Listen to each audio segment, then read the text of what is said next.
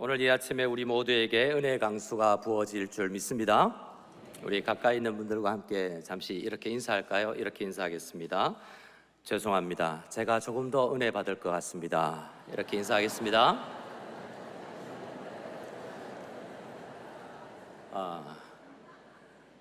사랑의 교회 이렇게 강단에 서게 해주신 하나님의 은혜에 감사를 드립니다.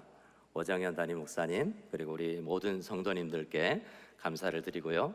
그동안 저를 위해서 많이 기도해 주셨던 제자반, 우리 남제자반, 여제자반, 사역반 우리 식구들도 이 자리에 오셨을 텐데 그동안 여러 가지로 기도해 주신 여러분들께 감사를 드립니다.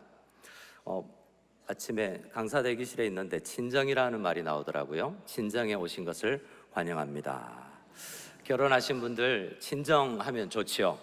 예, 친정에 가면 좋지 않습니까? 그래서 오늘 이 아침에 친정 어머니가 그동안 시댁에서 고생했다라고 어깨 두드려 주시며 푸근하게 안아주시는 그런 은혜가 저와 여러분들에게 함께 넘치기를 소원합니다.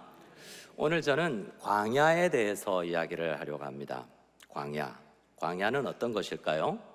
광야는 빈들이라고도 하고 쓸쓸한 곳이기도 하고 황폐하고 적막하고 미래가 보이지 않고 또 나에게 필요한 것은 없고 필요 없어 보이는 것들만 가득한 것이 광야라고 할 수 있습니다.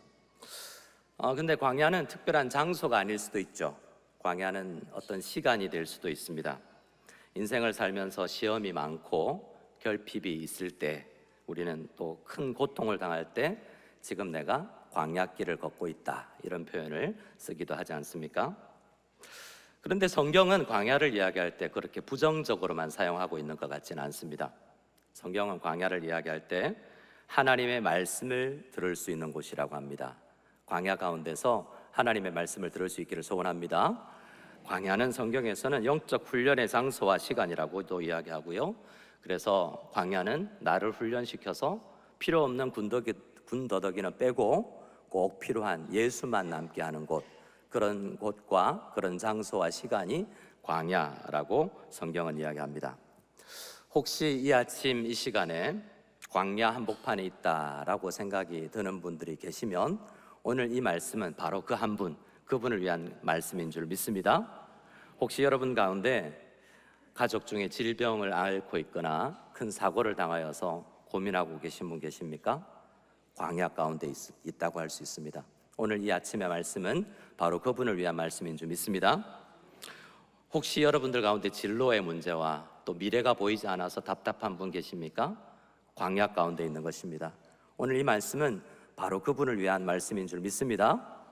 혹시 여러분 가운데 외로우신 분 계십니까? 결핍이 있으십니까? 쓸쓸하십니까? 광야 가운데 있는 것입니다. 오늘 이 아침에 이 말씀은 바로 그분을 위한 말씀인 줄 믿습니다. 오늘 본문 말씀 1절을 한번 읽어볼까요? 함께 본문 1절 시편 34편 1절 말씀을 같이 읽겠습니다. 내가 여호와를 항상 송축하며 내 입술로 항상 주를 찬양하리라. 아멘. 다윗은 오늘 이 시를 찬양으로 시작하고 있습니다. 그리고 찬양한다, 송축한다라는 단어와 함께 강조되는 단어가 있는데요, 항상이라는 빈도부사입니다. 우리 빈도부사 아시죠? 얼마나 자주 항상이라고 이야기하고 있습니다. 가끔이 아니라 항상입니다. 종종이 아니라 항상입니다. 그리고 자주가 아니라 항상입니다. 항상 내 여호와를 송축한다고 이야기하고요, 항상 주를 찬양한다라고 다윗은 지금 고백하고 있습니다. 여러분들에게 한번 여쭙고 싶습니다. 여러분, 지난 한 주 동안, 지난 한 해 동안 항상 우리 주님 여호와를 찬송하셨습니까? 우리 사랑의 교회는 많으시군요. 항상이라고 물었는데 분명히 항상이라고 했습니다. 다시 묻겠습니다. 항상 여호와를 찬양하셨습니까? 대단한 교회입니다. 역시. 네, 저는 그렇지 못했던 것 같아요. 저는 그렇지 못했던 것 같은데 항상이라고 하지는 못할 것 같아요. 찬양할 때가 있죠. 좋은 일이 있을 때, 오랜 시간 동안 기도하고 있었던 그 기도의 제목이 응답될 때, 그때 우리가 찬양하죠. 그런데 문제가 발생하고 원치 않은 일들이 일어날 때, 우리는 어려운 환경 속에 내던져질 때, 그때는 찬양을 하지 못할 수도 있을 것 같아요. 찬양하고자 하는 마음이 솟아나지 않을 수도 있습니다. 그래서 어떤 사람들은 이 다윗의 이 1절을 읽고, 이 시의 1절을 읽고, 다윗이 지금 굉장히 좋은 환경 가운데 있나 보다, 하는 일들이 바라는 대로 착착 다 잘 풀려나가는 것 보다 라고 생각할지도 모릅니다. 그런데요, 표제어라는 것이 있습니다. 시편에 보면 이 찬양은, 이 시는 이렇게 어떤 악기에 맞추어서 불러라, 이 노래는 어떤 노래에 맞추어서 불러라 라는 그런 내용이 시편 앞에 기록되어 있는 것을 표제어라고도 하는데요, 어떤 표제어는 이 시를 기록할 때의 정황, 이 시인의 상황을 이야기하기도 합니다. 오늘 34편에 있는 표제어가 이 당시 시를 지었던 다윗의 상황을 이야기하고 있는데요, 우리 표제어를 같이 한번 읽어봤으면 좋겠습니다. 같이 34편 표제어를 읽겠습니다. 다윗이 아비멜렉 앞에서 미친 채 하다가 쫓겨나서 지은 시. 나중에 말씀드리겠지만 저는 이 표제어에서 쫓겨났다라는 단어에 확 꽂혀서 열심히 말씀을 묵상했더랬습니다. 이 표제어는 다윗이 당시 어떤 상황 가운데 있었는지를 설명해 주고 있는데요, 당시 이스라엘의 왕은 사울 왕이었습니다. 다윗은 사울 왕의 사위이기도 했고요, 또 군사이기도 해서 전쟁에 참여하면서 참여하는 전쟁마다 혁혁한 공을 세우는 그런 좋은 군사였습니다.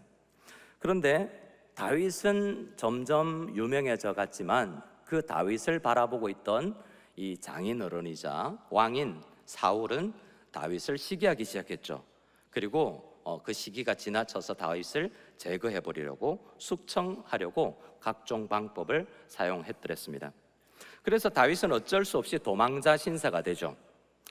이스라엘의 최고 권력자인 사울 왕의 눈밖에 났기 때문에 이스라엘 땅 안에는 숨을 곳이 없습니다. 그래서 다윗은 이스라엘 땅을 벗어나서 이 광야 저 광야로 도망다니게 되는데요, 이 이스라엘 땅 안에서는 안전하게 자기를 보호해 줄 수 있는 장소도 없고 안전하게 보호해 줄 수 있는 사람도 없다라고 생각을 했기 때문에 도망을 하기 시작한 것입니다.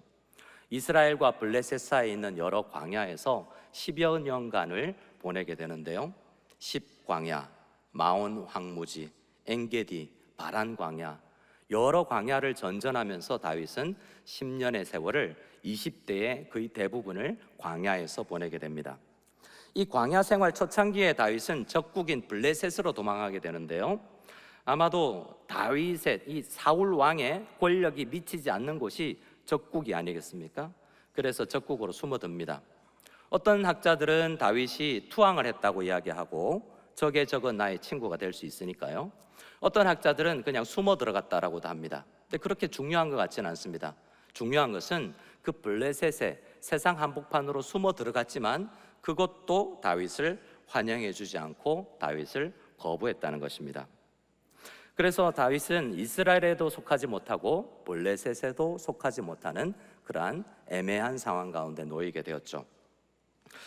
다윗을 사로잡은 이 블레셋 군사들은 아기스 왕, 당시 이 블레셋 왕이었던 가드 왕 아기스 앞에 다윗을 끌고 가서 이렇게 이야기합니다. 이는 그 땅의 왕 다윗이 아니니까 무리가 춤추며 이 사람의 일을 노래하여 이르되 사울이 죽인 자는 천천히요 다윗은 만만이로다 하지 아니하였나이까 라고 말하면서 다윗을 죽여버립시다 라고 이야기합니다. 그래서 다윗은 일단 살아남아야 되지 않겠습니까? 살아남기 위해서 다윗이 한 행동이 뭐죠? 네, 잘 아시는군요. 미친 채 했습니다.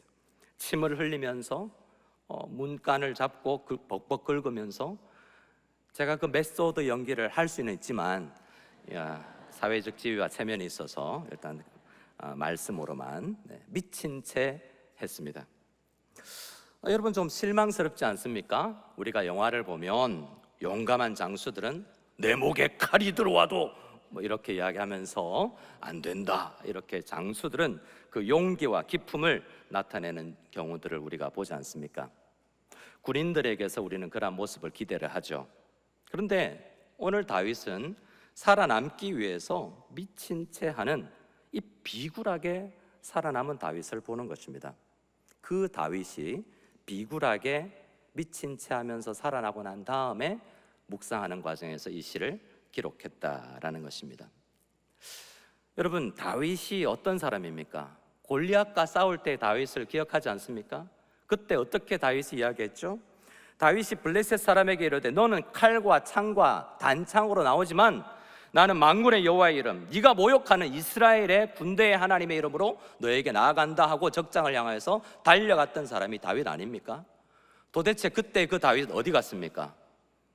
오늘은 왜 이렇게 비굴하게 미친 채 하면서 살아남고 있을까요? 이 이야기가 기록된 부분이 사무엘상 21장인데요 다윗에게 당시에 무슨 문제가 있었는지를 사무엘상 21장을 보면 알 수 있습니다. 우리 10절 말씀과 12절 말씀을 함께 읽기를 원합니다. 우리 10절 말씀 같이 읽겠습니다. 그날에 다윗이 사울을 두려워하여 일어나 도망하여 가드 왕 아기스에로 가니. 12절입니다. 다윗이 이 말을 그의 마음에 두어 가드 왕 아기스를 심히 두려워하여. 자, 여러분, 다윗에게 무슨 문제가 있었죠? 두려움의 문제가 있습니다. 옆 사람하고 한번 이야기해 볼까요? 내가 지금 떨고 있니? 유명한 대사죠. 여러분, 두려움에 맞서 보셨습니까? 다윗은 지금 두렵습니다. 두려웠습니다. 두려움이, 이 감정이 어떻게 다윗을 찾아왔는지 우리는 알지 못하지만 다윗이 두려움에 사로잡혔다는 것은 분명합니다. 다윗은 사울이 두려웠고요, 지금 다윗은 아기스 왕이 두렵습니다. 두려움에 사로잡히면 어떤 증상이 사람들에게 일어나는지 우리는 경험적으로 알고 있습니다.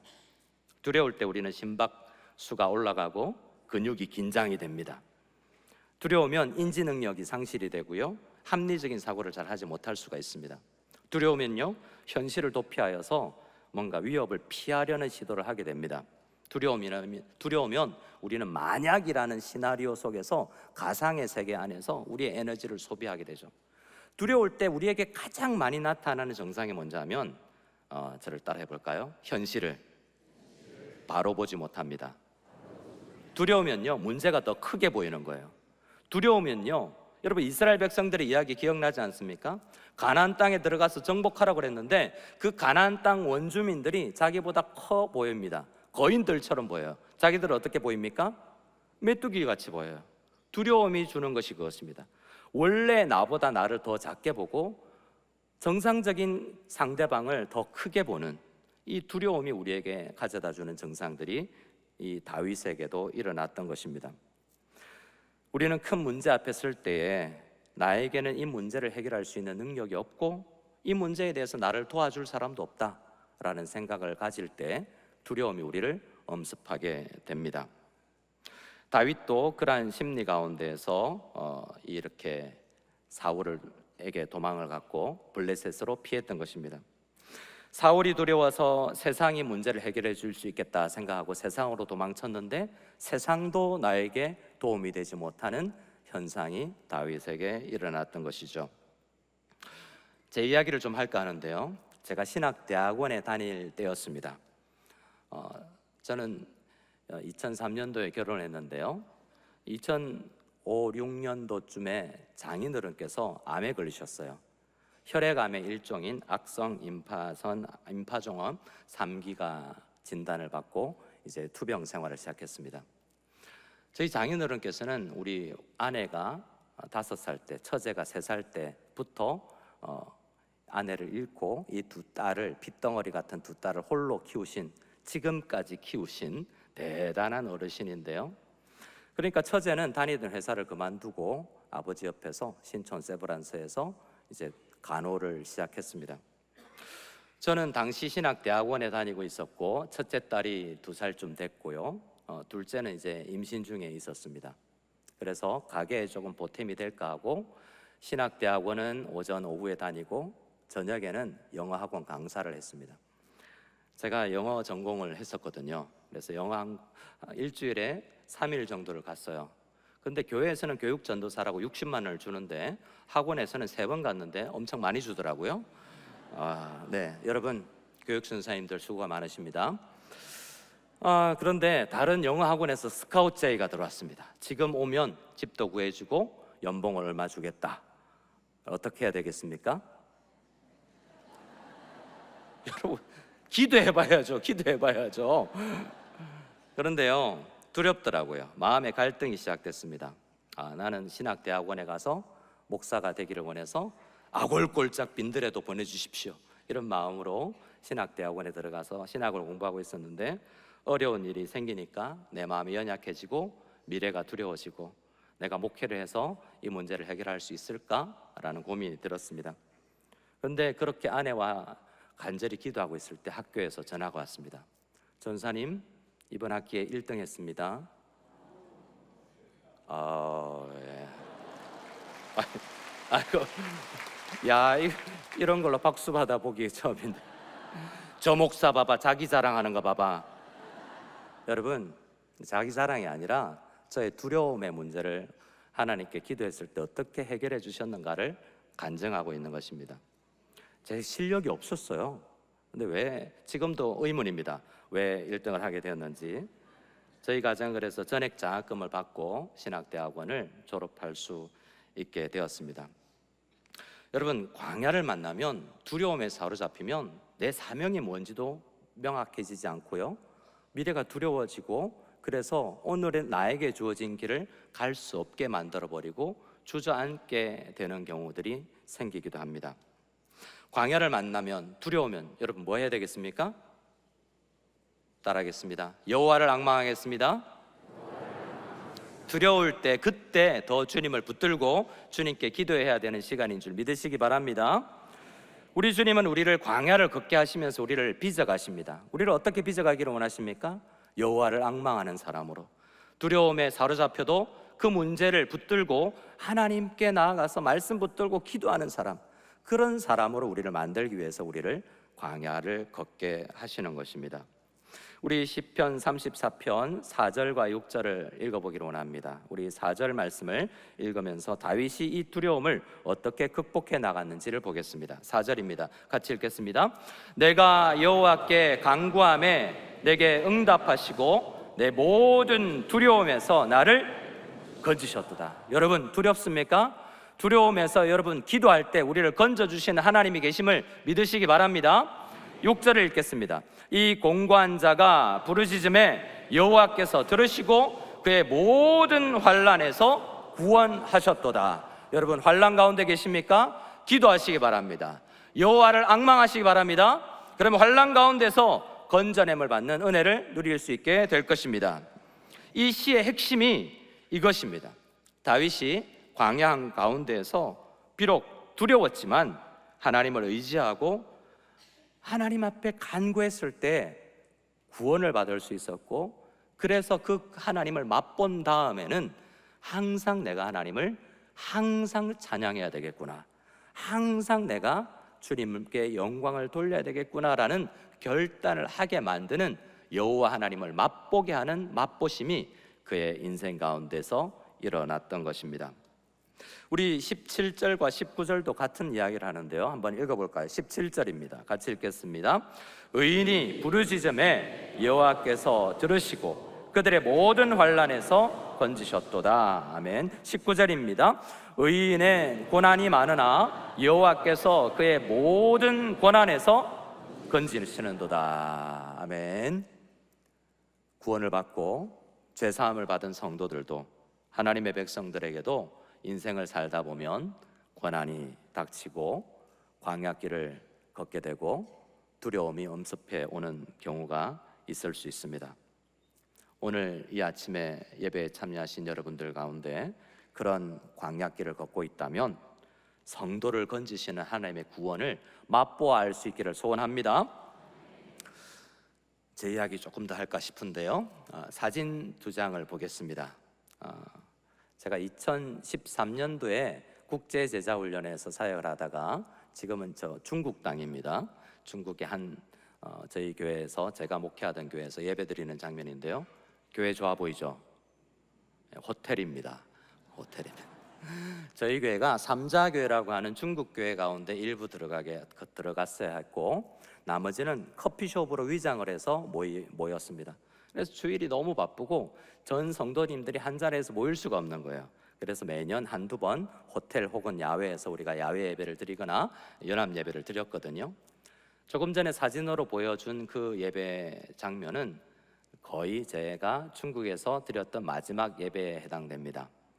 그날 이 2023년 재작년 12월 24일이 주일이었는데요. 성탄 예배를 우리가 발표회도 하고 호텔에서 한번 드려보자 라고 모여서 예배를 드렸어요. 그런데 그날 저녁에 공안에서 연락이 왔습니다. 이유가 뭐였는지 아십니까? 불법 예배를 드렸다는 거예요. 여러분, 오늘 예배 오실 때 파출소 신고하고 오신 분 계십니까? 근데 제가 중국 땅에서 예배를 드렸는데 너 허가받지 않은 예배를 불법 장소에서 불법으로 드렸다는 겁니다. 그래서 그때부터 파출소에 불려다니고 공안 조사를 받고 저는 결국 작년 2024년 1월쯤에 제가 추방이 되었습니다. 중국에서 10년을 사역을 마무리하고 뼈를 묻어라 라는 사랑의 교회 목사님의 이 명령을 받고 중국으로 갔지만 뼈를 묻지 못하고 추방되어 버렸습니다. 당시 딸은 고3이었는데요. 고3 딸은 비자가 따로 있어서 홀로 중국에 남고 저는 아내와 그리고 두 아들을 데리고 고2, 중3짜리 우리 두 아들을 데리고 이제 한국에서의 한 달 살이가 시작되었습니다. 한국에 오니까 한 달 살이 이야기를 하시더라고요. 여러분, 한 달 살이 해보셨습니까? 제가 한국으로 추방되어 와 보니까요, 집이 없는 거죠. 차도 없고요, 직장도 없습니다. 제가 백수였어요. 그래서 제가 페이스북에 백수라고 썼더니 내 친구가 페이스북에 답글을 달았어요. 백수 말고 프리랜서.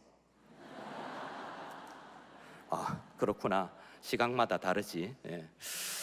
그래서 프리랜서 생활이 시작됐는데요. 첫 번째 제가 한번 볼까요? 비자발적 안식년이 시작되었는데 첫 번째 안식년을 보냈던 한 달 살이 장소를 보여드립니다. 사진 하나. 예, 원룸이었어요. 두 번째 사진도 있는데요. 예, 이 사진은 친구 봉고차 빌려서 캐리어 12개 들고 들어왔거든요. 그래서 차도 없죠. 그래서 봉고차 빌려서 이 성교관에서 저 성교관으로 한 달 살이를 했습니다. 얼마나 은혜가 충만한지요.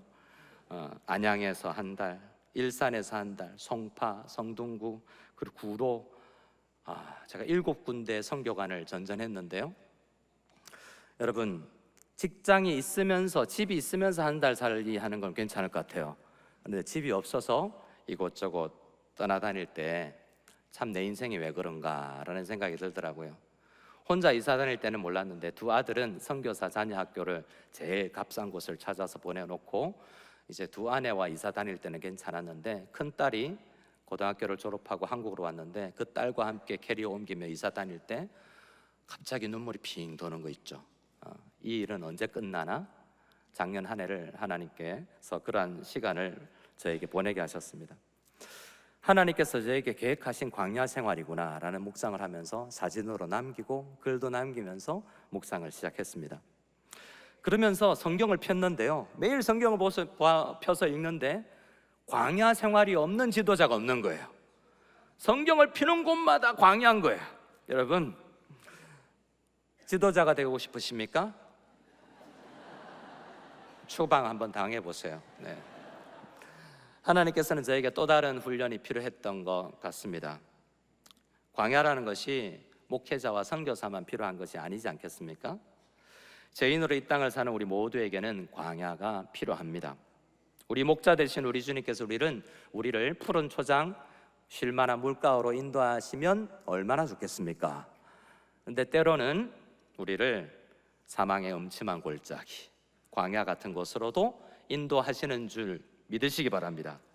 그런데 그 광야를 잘 통과하면, 광야를 그냥 지나지 않고 광야를 잘 통과해서 빚어지면 하나님의 사람이 되는 줄 믿습니다.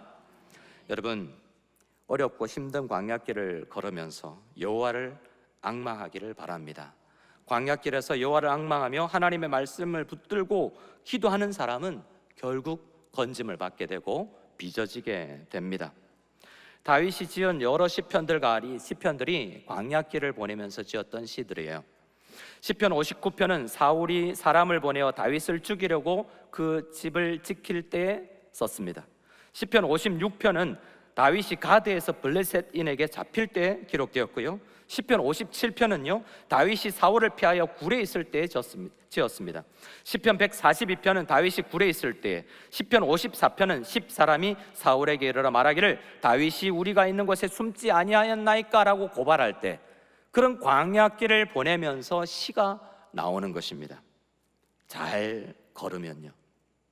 이 시를 쓰기 전에 다윗은 그 광야길을 걸으면서 말씀을 묵상하고 도대체 이 광야길을 걷게 하신 하나님이 어떤 분인지 깊은 묵상이 먼저 있었던 것입니다. 묵상과 기도가 전제되지 않으면 시가, 찬양이 나오지 않는 것이죠. 우리 하나님은 그 광야 한복판에서 결국은 찬양할 수밖에 없는 사람으로 우리를 빚어 가시는 것입니다. 오늘 이 아침에 내가 광야 가운데 있다라고 생각이 들면 내가 빚어지는 중이구나 라고 생각하시기를 소원합니다. 우리 말씀을 한 군데 더 읽어보겠습니다. 사무엘상 23장 14절인데요 사무엘상 23장 14절입니다. 같이 읽겠습니다.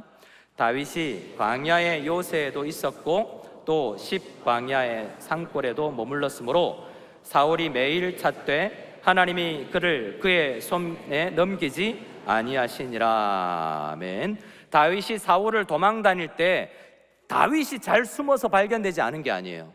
왜 발견되지 않았습니까? 하나님께서 다윗을 사울 손에 넘기지 아니하셨기 때문에 다윗이 안전할 수 있었던 것입니다. 지금 시편 34편을 썼던 다윗의 상황도 마찬가지입니다. 다윗이 메소드 연기를 잘해서 미친 채에서 침을 흘려서 그가 구원받은 게 아니에요. 하나님께서 다윗을 블레셋에게 아기스 왕에게 넘겨주지 않으셨기 때문에 다윗이 안전할 수 있었던 것입니다. 다윗이 처음에는 아마도 그렇게 생각했겠죠. 내가 처세술이 뛰어나서 이 문제를 돌파했구나 라고 오해했을 수 있습니다.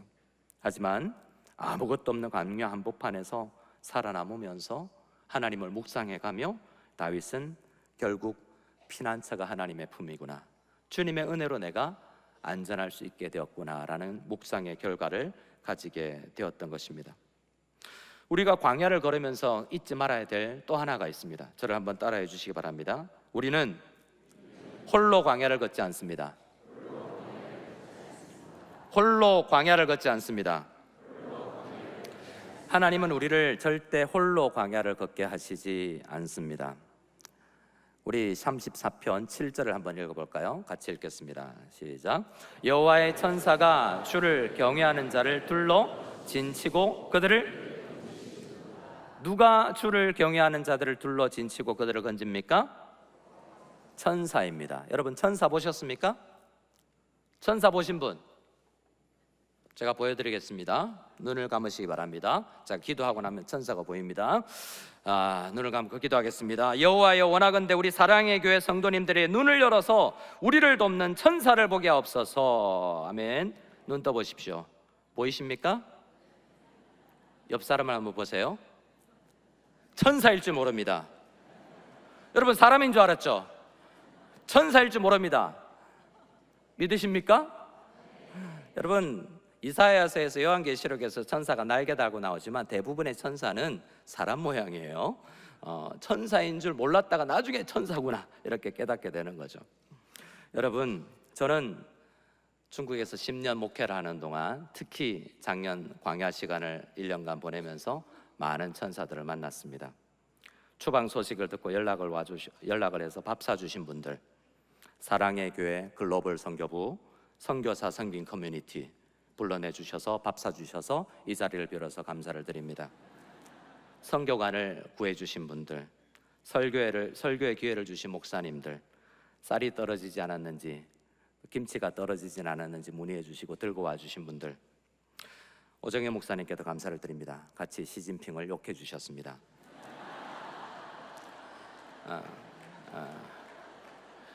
제가 국제제자훈련원에서 사역을 할 때는 박주성 목사님이라고 좀 딱딱해 보이는데 그분이 저희 막내 아들 수술했을 때 책을 번역하고 나서 번역료를 저에게 주셨어요. 수술비 하라고. 천사 아니겠습니까? 사모님 모를 수도 있는데 죄송합니다. 네. 여러분, 저는 중국에서 10년 목회할 때 많은 천사들을 봤는데요, 한 분을 잊지 못합니다. 국제제자훈련까지 찾아오셔서 저를 청빙에 가시겠다고 비행기 타고 찾아오신 장로님이신데요, 그 장로님이 저를 얼마나 사랑해 주셨는지 모릅니다. 천사 같은 분이셨어요. 늘 기도할 때마다 사랑하는 우리 김영현 목사님, 대한민국에서 가장 신실하시고 정직한 목사님 되게 해주십시오. 큰 목사님 되게 해달라고 그러면 좋았을 텐데 정직하고 신실하게 해달라고만 이야기하셔가지고, 수년 전에 장로님은 췌장암으로 하나님의 부르심을 받았는데요, 저는 국제제자훈련에서 사역했기 때문에 목양팀이 아니었기 때문에 장례를 처음부터 끝까지 해본 적이 없어요. 근데 그 장로님이 그러셨어요. 목사님, 저를 가지고 장례 한번 해보세요. 그래서 10년 동안 저는 옷을 양복 한 벌도 안 사봤는데요, 제가 지금 입고 있는 이 옷이 그 장로님 옷입니다. 저는 중요한 자리에 설 때마다 그 장로님이 유품으로 남겨주신 양복들을 입고 있습니다. 천사예요. 목회 잘할 수 있도록 기도해 주시는 천사. 저는 지금은 마닐라 한인연합교회 청빙을 받아서 1월 1일부터 사역을 했는데요, 새내기입니다. 다시 시작했죠. 6개월 26일차 됐습니다. 휴가는 빼야 되나요? 네. 저는 지금 우리 교회를 위해서 기도합니다. 하나님, 나는 이제 우리 교회 장로님들을 위해서 천사가 되게 해주십시오. 우리 교회 성도님들에게 천사 같은 사람이 되고 싶습니다 라는 기도가 제 기도입니다. 여러분, 천사 보셨습니까? 하나님께서 우리를 광야길을 걸을 때 천사들을 보내주세요. 정말 옆에 있는 여러분의 동료가, 우리 성도님들이 천사인 줄 누가 알겠습니까? 우리 교회는, 우리 사랑의 교회는 그런 연약한 사람, 광야길을 걷는 사람들을 돕는 천사로 가득한 교회 될 수 있기를 소원합니다. 여러분, 광야에서 우리가 깨닫게 되는 마지막 한 가지는 공동체의 소중함입니다. 무엇의 소중함이라고요? 공동체의 소중함입니다. 다윗은 선하심을 맛보았습니다. 하나님을 맛봤어요. 그런데 나의 간증으로 끝나지 않습니다. 그 맛을 즐기고 사는 것으로 멈추지 않고 다른 사람들이 보입니다. 이제 광야길을 통과하면서 그는 다른 사람들을 향해서 이야기합니다. 오늘 시편 34편 8절에 너희는 여호와의 선하심을 맛보알 자다. 다른 사람들의 이야기하고 있는 것이죠. 성도님들, 여호와의 선하심을 제발 광야 한복판에서 맛보기를 소원합니다. 9절에서 다윗은 이야기합니다. 너희 성도들아, 여호와를 경외하라. 자기만 간증하는 것이 아니라 다른 모든 성도님들이 함께 이 은혜를 맛보기를 원하시는 것이죠. 자신과 같이 광야길을 걷고 있는 성도들이 보이는 것입니다. 그래서 그 교훈의 목적으로 이 시를 쓰는 것이죠. 이 시가 쓰여졌던 환경이 사무엘상 21장에 있었는데요, 아비멜렉에게 쫓겨나고 난 다음에 그가 무엇을 했는지 22장에 기록되어 있습니다. 22장 1절 2절 같이 한번 읽어볼까요? 1절 2절입니다. 시작. 그러므로 다윗이 그곳을 떠나 아둘람 굴로 도망하매 그의 형제와 아버지의 온 집이 듣고 그리로 내려가서 그에게 이르렀고, 환난 당한 모든 자와 빚진 모든 자와 마음이 원통한 자가 다 그에게로 모였고, 그는 그들의 우두머리가 되었는데 그와 함께한 자가 400명 가량이었더라. 다윗이요, 첫 번째 광야를 통과하고 나서 만나게 해주신 첫 번째 회중이 누구냐 하면 환난 당한 모든 자, 빚진 모든 자, 마음이 원통한 자. 다윗처럼 이제 갓 광야길을 걷기 시작한 사람들이에요. 다윗은 먼저 걸어본 사람이고요, 다윗에게 맡겨진 공동체는 이제 광야길을 걷기 시작한 사람입니다. 우리도 광야를 잘 걷다 보면 광야길을 걷기 시작하는 사람들에게 도움이 될 줄 믿습니다. 저희 아내가 2021년 유방암 3기 판정을 받았습니다. 아시는 분들이 있을지 모르지만 3중 음성 유방암이라고, 유방암 중에서도 좀 독한 놈이에요. 중국에서 한참 목회를 하고 있었고, 중국 종교 정책이 날로 어려워졌고, 교회는 이전해왔고, 한참 코로나19 팬데믹 기간이었고 병원도 가지 못했고, 그래서 암이 더 커졌던 것 같습니다. 우여곡절 끝에 한국으로 보내서 아산병원에서 수술 잘 하고 8번 항암, 29번 방사선하고 치료가 잘 되어서 지금 이 예배 함께 드리고 있습니다.